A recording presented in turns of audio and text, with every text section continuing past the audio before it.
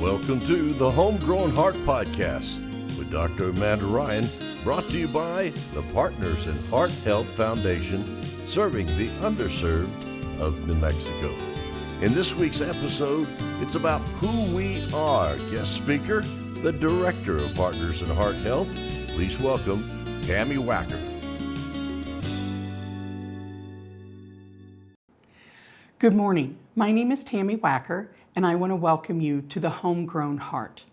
This podcast has recently been started by our nonprofit foundation, Partners in Heart Health. I wanted to take just a few moments to welcome you to Partners in Heart Health and to let you know what we stand for, not only in the community, but as a 501c3 nonprofit. Our mission statement is that we are compassionately serving the residents of New Mexico by providing education and training, along with funding in the cardiovascular field to support the development of their hope and future. I think it's important for people to understand what a true nonprofit organization can do for a community. A lot of times I believe that people understand nonprofits and foundations and even community service organizations to be there strictly to provide money. And that's just not true. It can't be true. There's only so much money that can go around, whether it's from your federal government, your state government, your local government, and even your local foundations. I know when we think of community services, we think of the needs of the people who are standing out on corners and that are homeless, or you hear of women with children that need those type of services, or mental health services, and that is all true, and it is also very important. But when we were looking at the cardiovascular services of Southeast New Mexico, particularly in Chavez, Eddy, and Lee counties of New Mexico, we were looking at what are the true needs and where can we help fill in the gaps.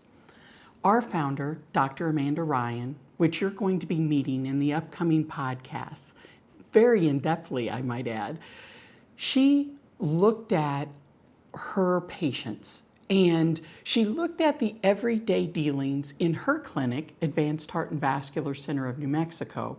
She was looking at where do the shortfalls come in? Let me give you an example. She recently was holding a clinic in Hobbs, New Mexico. She had 31 patients scheduled for that day. 23 of them did not show up strictly due to not having the transportation to get to the clinic. That's not something as an interventional cardiologist that she can stop what she's doing and say, let me get in my car and go out and get my patients to get them here. She can't send her staff there because, as we all know, we're all low of staff. So to look towards someone, a partner in the community, to say, this is an issue and how can we address it, that's what she felt that forming this nonprofit foundation, not only for herself and her clinic, but for all of the cardiovascular providers throughout Southeast New Mexico, because she knows that they're all going through the same thing. Her goal, as well as the entire goal of Partners in Heart Health, our mission is to educate and identify what those short gaps are and to help get people together, get partners together. I think we so often feel, I'll take myself for an example. If I have a heart or health issue, I make an appointment with my physician, I go, and there's that kind of like deep expectation that I feel that it is my physician's job to heal me. And I'll either be healed and they'll be successful, or I won't be healed and they weren't successful. And that's just simply not true. For us to have a heart-healthy community and for a heart disease patient to succeed, everyone around, including that patient, has to be involved. We have to have a partnership. There is that provider. they have that responsibility. They have the education, they have the knowledge, they have the experience, they know what to do. They have those tools.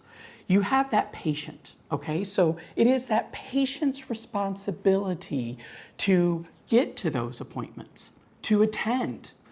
I don't know how many times I've been there assisting at the clinic and I'll call because someone won't have appeared to the appointment and I'll get, well, I just didn't know if it was that important.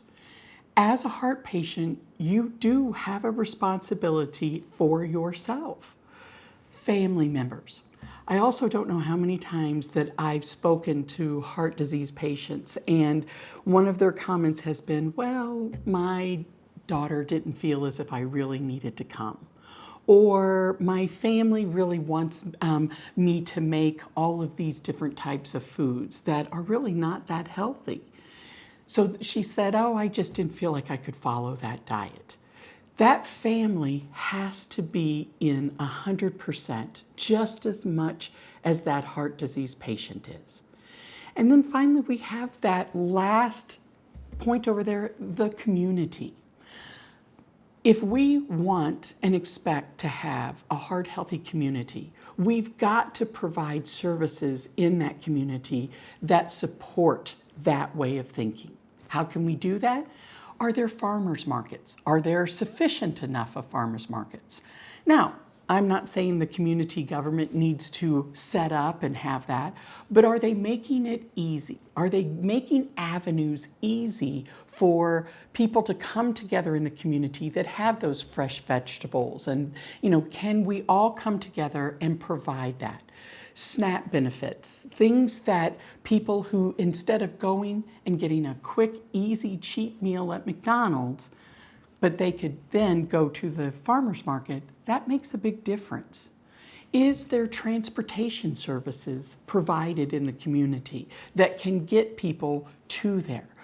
In one of our communities, our clinic is actually located within a hospital setting, so there's quite a few office buildings up front, but the transportation actually drops heart disease patients off what equivalates to 3 city blocks away.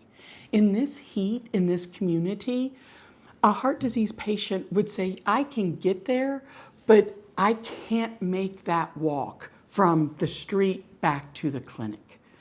Those type of things are, maybe someone just didn't understand that that's actually what's happening.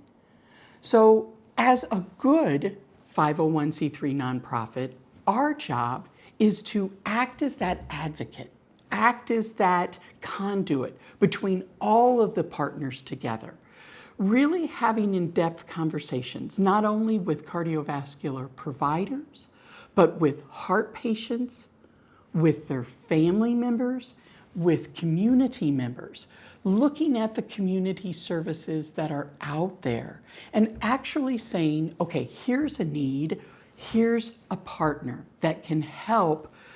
If I'm not saying that we're going to be solving every problem, but if we can mitigate the problem, even just a little bit, we're going to get and inch our way to a healthier community. That's what Partners in Heart Health is all about. We have core values. We hold respect, integrity, transparency, collaboration, fearlessness, acceptance, and leadership. Those are our core values that we hold very near and dear to us. We look at every single heart patient regardless of their race, their ethnicity, their gender, their age. They're all a heart disease patient, and they all deserve a chance. So what we're looking at is, again, building and forging those partnerships. So far in the community, we've been very successful. And again, you never know who that partner's going to be. Recently, we all know in southeast New Mexico, a temperature of 102 degrees is commonplace. And we had a 72-year-old male patient who had come in, and you could tell, yes, he has heart disease, but he's working towards it. And he is going along with his diet and he's exercising. But his AC went out, and it's been out for quite a while. And he had tried to get a couple of different quotes, and one was $8,000, one was $4,500. He couldn't afford even the $4,500 ones. And he said, I can do all of this, but when I go home, I still feel absolutely horrible. It was us working out there with a young man who has his own AC business, and he went out there that night and was able to fix the air conditioning for less than $1,000. That man had air conditioning by the end of the day. That's a true partnership. That is a community business that doesn't need to make the top dollar in their profit. To him, his profit was seeing a member of his own community that needed that help get that help that day. That's true partnership, and that's what we're here for. We have a board of 5 members. They are local community members. Jim Johnson is our president. Jeff Patterson is our vice president. Tracy Francis, she's our treasurer. Jill Holt is our secretary, and Diane Post is a member at large. We hold board meetings every other month. Our next one is actually July 10th coming up. And we've really been out there pushing into the community to see what can we do. Even just amongst the board members in those conversations, one of our top priorities for the year has been the rural and remoteness of all of our heart disease patients. So we've applied for multiple grants, both on the federal, state, and local community level for remote patient monitoring and telehealth for all of our cardiovascular providers. What this would allow is for patients who have come to their cardiovascular provider to see them, they're on the right track, they've got a treatment method, but making those follow-up visits is a burden, and we understand that. So if they can take equipment home with them to their remote area, regardless of whether they have cellular service or internet service, the new equipment anymore already has that built into it. So when they step on a scale, there's a machine at the cardiovascular provider's office that immediately registers what that patient's weight is. There's a blood pressure cuff, there is a temperature gauge, there's multiple different types of machines that can do all of that monitoring. And then the cardiovascular provider can have a one-on-one conversation right with that patient, whether it is by text, by video, or by a phone call. Look at the time that saved that patient. Possibly they or their family members didn't have to take off work to, even if you have an hour appointment or a 30-minute appointment scheduled with your cardiovascular provider, we all know it's just not 30 minutes out of your day. There's so many, due to the lack of number of cardiovascular providers in the area, there's so many patients that have to be seen within the day. And so you may be sitting at the provider's office for an hour yourself. Then you go in, you see your provider, and then you go home. But sometimes it's an hour, hour and a half just to travel to your provider's office, and then that same hour, hour and a half back. So this is a day venture. And I don't mean to say but just to have that follow-up visit to check in to see where are you at in your journey. So if we can take that burden off of that patient and just provide it on an immediate basis, not only is that benefit there, but think of the benefit of, let's say you stepped on that scale today and you weighed this much, and you stepped tomorrow and you had gained what is dangerous water weight around your heart, and that physician knew about it immediately that morning and got you to the hospital immediately. That is a life-saving measure that you don't even think about. Those are the type of things that we're advocating for. It's not just about how much money can we raise and can we get out there. It's how much services can we get to that heart patient and their family members so that they can benefit. That's what our goal is. You know, when you look at family members, another thing that I think is really important, last year in February, we had our heart health, February is Heart Health Month, and we had our first heart health luncheon. And one of our speakers was a young lady. She actually owns a foundation out of Hobbs. It's called Expecting Hearts. And she actually found that during her pregnancy, she had a heart defect. And it caused significant amount of wear and tear on her heart. And in fact, she passed away on the table several times. And so at this point, when she started her foundation, she wanted people to understand that this is one of those unknown heart diseases that people just don't think about. So when we were listening to her during our luncheon, one of the things that really stuck out with me, because she brought her family with her to the luncheon. Her husband was there, the little boy who she had given birth to during all of this time. So when she started talking about everything that her heart disease, the impact that it had on her family, that really started me thinking that that is something that we should not think lightly of or forget. And so when we're partnering, it is those type of services. Lifehouse, we've recently come into a partnership with them, so that when someone is going through heart disease, it really starts that person thinking, but it also starts the family thinking. What's going to happen if we don't have mom with us anymore? How am I going to help take care of mom? Mom used to be the rock of the family. What am I going to do? Am I going to come up with something like this because of genetics? This starts to put a lot of wear and tear that you don't realize, or that, let's face it, some people just don't want to handle and they just push it to the back. So partnering with a mental health specialist, with counseling services in the area, we've been able to see the effect. And it's interesting because I've been stopping in at the clinic just to introduce myself to patients, to family members, to talk to the providers. And on multiple occasions, I've been sitting there and I've seen a family come in with their loved one, with mom, with dad, with brother, and I've seen them be there for them. They know that they're having a procedure there at the clinic.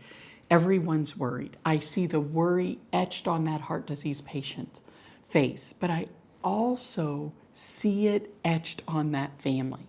And I've heard conversations while the patient has been in with Dr. Ryan. I've heard the conversation that's going on between the family members, and they're worried. And it's stuff that they don't want to bring up in front of their loved one because they've already got enough to worry about. But it is there. So it's something that we're looking to make sure that that's not forgotten. And it's confidential, and it's private, and it's low key, but it's going to be support that's there when it's needed. My background has been in advocacy my whole career. For 15 years, I worked with an advocacy organization that stood up for the rights of the frail and vulnerable and older population that live in long-term care facilities.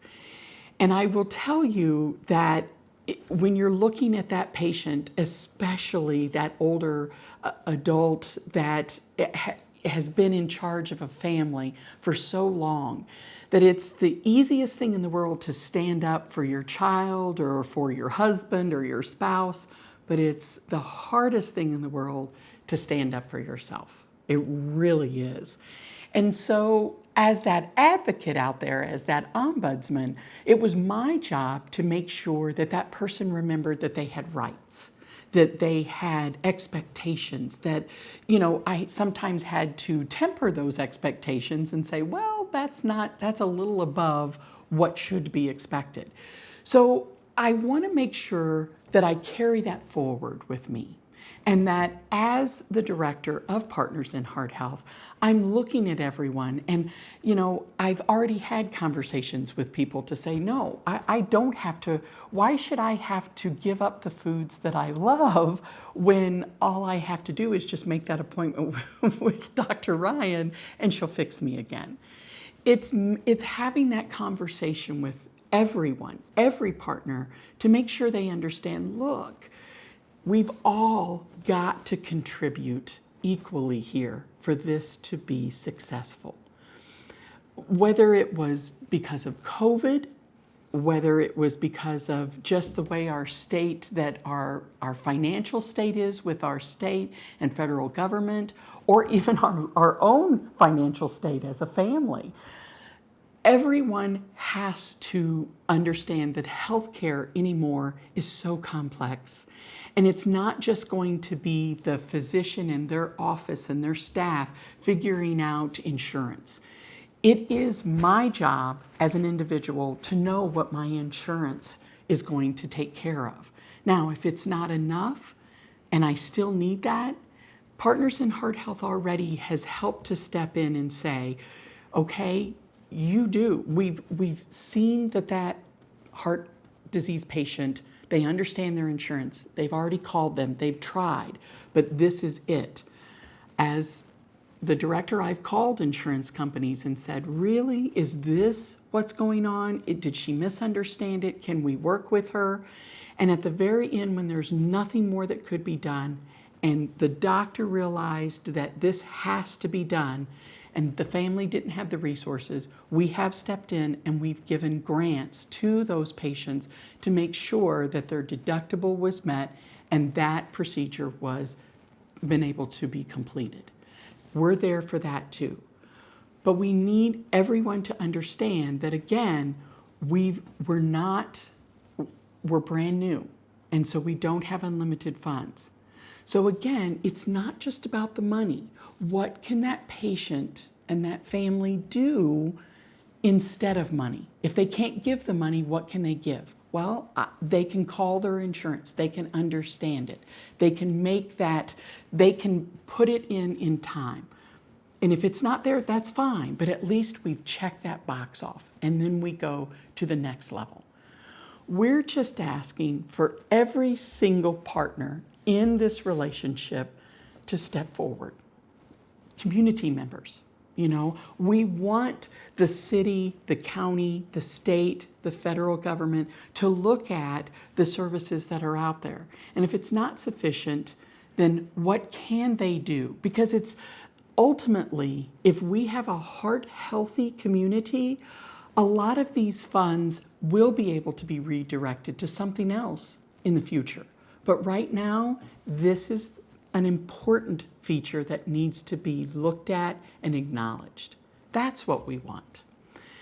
We want to build the community through Chavez, Eddy, and Lea counties. We want to provide those critical services that contributes to the economic stability and mobility of these communities. We want everyone to move forward. That's what we're here for. We want to do that. Frequently, nonprofits are the voices of multiple people. If you've got one person that says, boy, I really wish that the bus could take me a little bit closer to my doctor's office, that's one voice. But nonprofits such as ours can be voices of groups, of a community. That's our goal, is to be the community's voice, the community's advocate. That's what we want to be. If you have any questions whatsoever, feel free to reach out to me, to Dr. Ryan, to any of our board members. We're here to answer and to serve.